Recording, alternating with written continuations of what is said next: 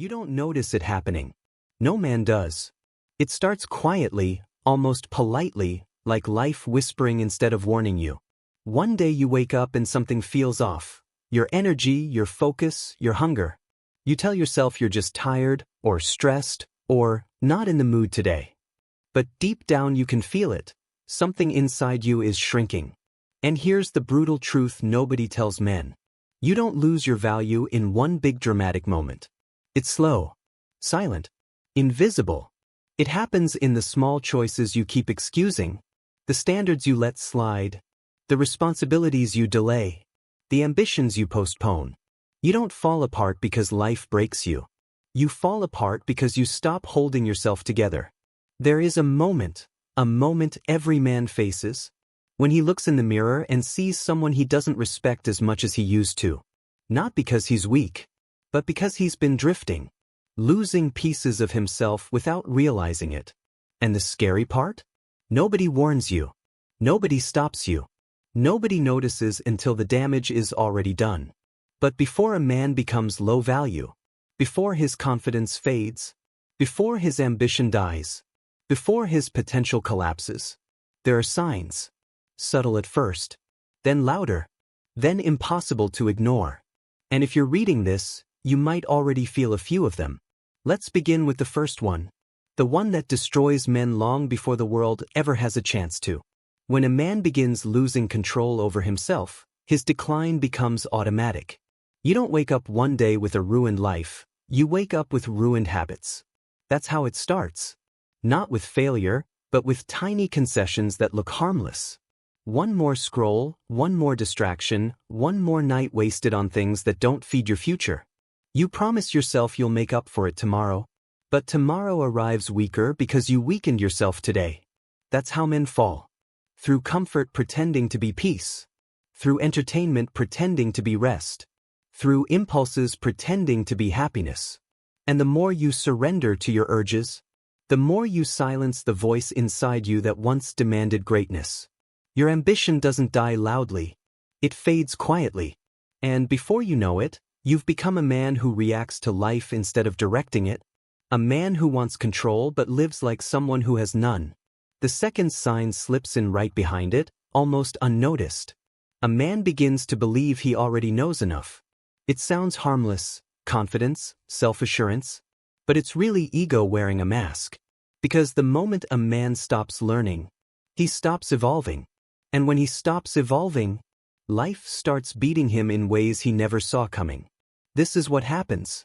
You convince yourself that experience equals mastery, that surviving equals understanding, that your past automatically guarantees your future. And slowly, without even realizing it, you protect your ego more than your progress. You defend your opinions more than your potential. You argue instead of improve. You react instead of reflect. You reject advice that could save you, just because accepting it feels like losing. Men who think they know enough stop growing. Men who stop growing become predictable. Men who become predictable get destroyed by life. Careers crumble, relationships collapse, confidence evaporates. Because the world punishes stagnation more than it punishes failure. And the tragic part? You don't notice yourself becoming this man. Not at first. It happens slowly, quietly, beneath your awareness. But deep down you can feel it. Something inside you is shrinking. Your spark, your edge, your hunger. It's all fading because you're too comfortable believing you're already good enough.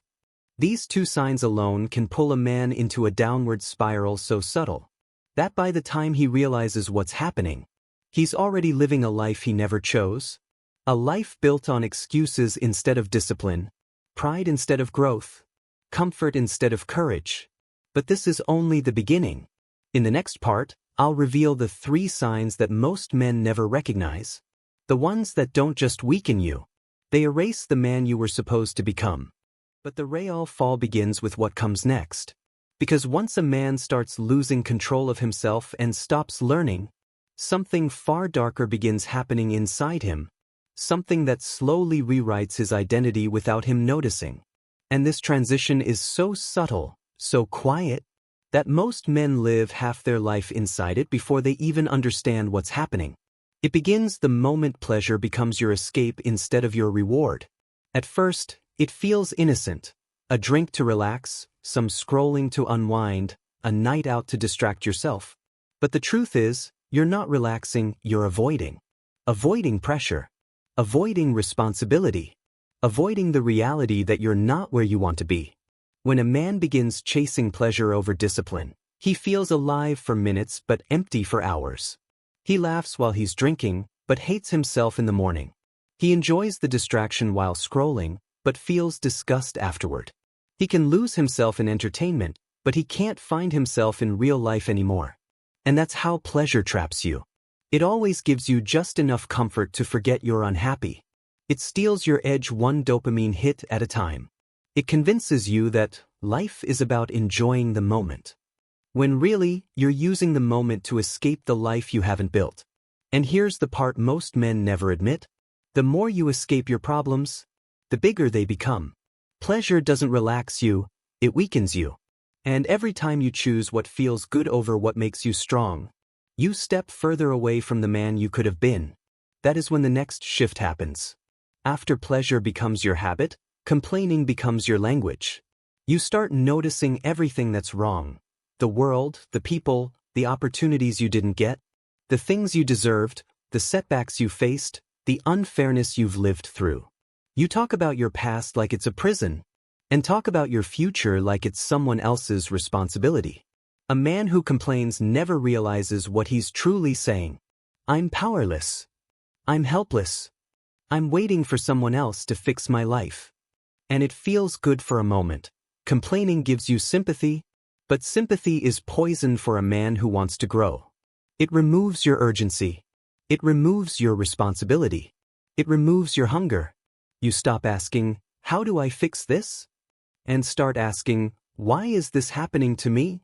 And once that mindset forms, you fall into the next trap. One that destroys the confidence of even the strongest men. Because when a man complains about everything, he eventually starts criticizing everyone. Not from strength, but from insecurity. You begin to look for flaws in others because you're trying not to look at the flaws in yourself. You mock people chasing their goals because you've stopped chasing yours. You laugh at men who try to improve because it hurts too much to admit that you've given up on improvement. Judgment becomes your shield. Comparison becomes your comfort. Criticism becomes your identity.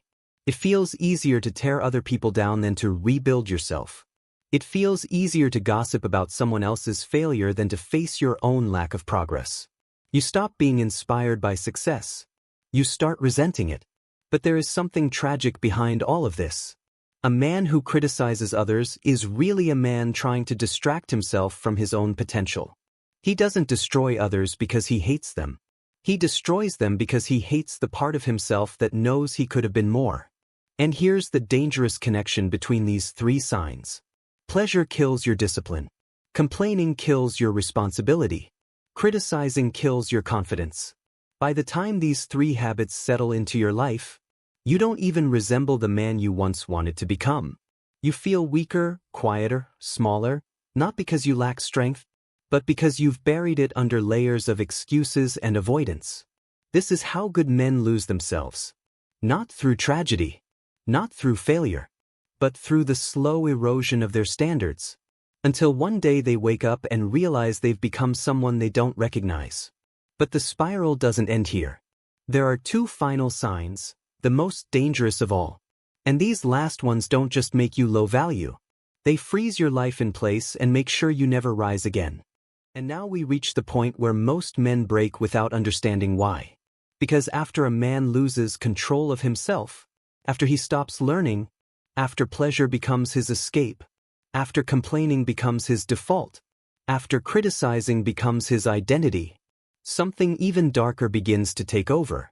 It doesn't feel like a problem. It feels like normal life. But it is the final stage of a man's decline. The stage that locks him into an identity he may never escape from. It happens when the world around him becomes a reflection of who he has become, not who he wants to be.